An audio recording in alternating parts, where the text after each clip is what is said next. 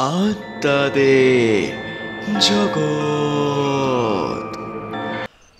নমস্কার, সকলকে স্বাগত জানাই আজকের 29 নম্বর এপিসোডে। আমি সূচক আছি তোমাদের সঙ্গে। আজ যে ঘটনাটা তোমাদের সামনে তুলে ধরব সেটার সঙ্গে বাস্তবের কোনো মিল তোমরা খুঁজে পাবে না। যাই হোক, এই ঘটনাটা যে আমায় পাঠিয়েছে তার নাম দেবজিৎ। এবার ঘটনাটা শুরু করি। আত্মাদের জগৎ। কোনো এক গ্রামে রমেশ নামে একটা লোক থাকত। সে গ্রামে দুধ বেচে তার জীবিকা নির্বাহ করত। তবে সে খুবই খিটখিটে ও বদমেজাজি প্রকৃতির ছিল। তার পরিবারে ছিল তার স্ত্রী মায়া ও একটি মেয়ে, যার নাম ছিল মেঘা। রমেশদের একটা মাটির বাড়ি ছিল। বাড়ির পিছনে ছিল একটা ডোবা এবং বাড়ির চারপাশে ছিল সারি সারি গাছপালা, এবং তাদের বাড়ির ঠিক পাশে ছিল একটা বড় গোয়াল ঘর, যাতে 6টা বড় বড় গরু থাকত, আর তার পাশে খাঁচাতে থাকত খান 10 মুরগি। আজকের ঘটনাটা এই গরুকে কেন্দ্র করেই তৈরি। তো এবার ঘটনায় আসি। রমেশদের এই 6টা গরুর মধ্যে 5টা খুবই ভালো দুধ দিত, কিন্তু একটা গরু, যার নাম ছিল মঙ্গলা, সে ওই গরুগুলির মতো অত ভালো দুধ দিত না। তাই রমেশ তাকে একটা মোটা লাঠি দিয়ে যখন তখন মারত, আর মঙ্গলা গরুটি ব্যথায় চেঁচামেচি করত। আচ্ছা, তোমরাই বলো, এমনটা কি করা উচিত? মানলাম সে ওই গরুগুলির মতো অত ভালো দুধ দিত না, তা বলে কি তার উপর এমন অত্যাচার করাটা উচিত? সে হয়তো পশু হতে পারে, কিন্তু তারও তো আমাদের মতো প্রাণ আছে, তারও তো কষ্ট হয়। এই কথাগুলোই রমেশ কোনোদিন বোঝেনি। সে শুধু একটা দানবের মতো গরুটির উপর অত্যাচারই করে গেল। মঙ্গলাকে সে খেতে দেওয়া বন্ধ করে দিল, আর সব সময় তাকে গোয়াল ঘরে বেঁধে রাখত। এমনটা চলতে চলতে গরুটা একদিন হঠাৎই মারা গেল।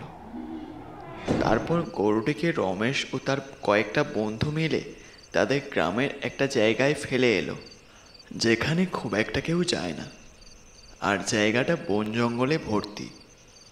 রাতে করে ওখানে শিয়াল নেকড়ের আনাগোনা আছে। তো রমেশ ও তার বন্ধুরা গরুটিকে ওখানে ফেলে দিয়েই চলে এলো। এরপর কেটে গেল 1-1.5 মাস। একদিন রমেশ তাদের গ্রামের একটা পুকুরে মাছ ধরে কাঁধে ছিপ নিয়ে আর হাতে মাছের বালতি নিয়ে বাড়ি ফিরছিল, একটা নির্জন মাঠের রাস্তা ধরে। বেশ খানিকটা চলার পর রমেশের মনে হতে লাগলো যে তাকে কেউ দেখছে প্রত্যেক জায়গা থেকে। তো রমেশ এতে পাত্তা না দিয়ে চলতে লাগলো।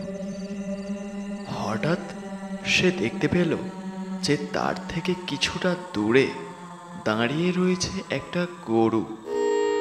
তার চোখ দুটো অস্বাভাবিকভাবে কেমন জ্বলছে।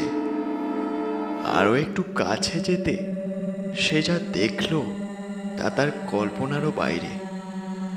এটা ছিল তার মরে যাওয়া গরু মঙ্গলা। রমেশের এবার যেন পায়ের তলার মাটি সরে গেল। কি করবে সে কিছুই বুঝতে পারল না। ইতিমধ্যে গরুটি তার ভয়ঙ্কর দুটো চোখ নিয়ে আর চামড়া খসা দেহ নিয়ে এগিয়ে আসছে রমেশের দিকে। রমেশ যে দৌড় দেবে তার কোনো শক্তি আসছে না শরীরে। এবার রমেশ গরুটির কাছে কাকতি মিনতি করতে করতে বলল, দেখো, আমার বড় ভুল হয়ে গেছে। আমি মানছি যে আমি অনেক অত্যাচার করেছি তোমার উপর, কিন্তু তুমি আমাকে একটা সুযোগ দাও। আমি কথা দিচ্ছি এই পাপ কাজ আমি আর কখনো করব না। তুমি আমায় ক্ষমা করে দাও। এই কথাগুলো বলেই রমেশ হাত জোর করে মাটিতে অবুর হয়ে শুয়ে পড়ল। আর তারপর যখন সে চোখ তুলে তাকালো, তখন দেখলো যে গরুটি তার কাছাকাছি এসে দাঁড়িয়ে পড়েছে এবং গরুটির লাল লাল চোখের কোণে জলের ফোঁটা বেরোচ্ছে। এরপর গরুটি একবার ভালো করে রমেশকে দেখে নিয়ে দৌড় দিল তার পিছন দিকে এবং হঠাৎই কোথায় যেন মিলিয়ে গেল। রমেশের চোখ থেকেও এবার বেরিয়ে এলো অজস্র জলের ফোঁটা। মঙ্গলা যাওয়ার আগে উচিত শিক্ষা দিয়ে গেল রমেশকে।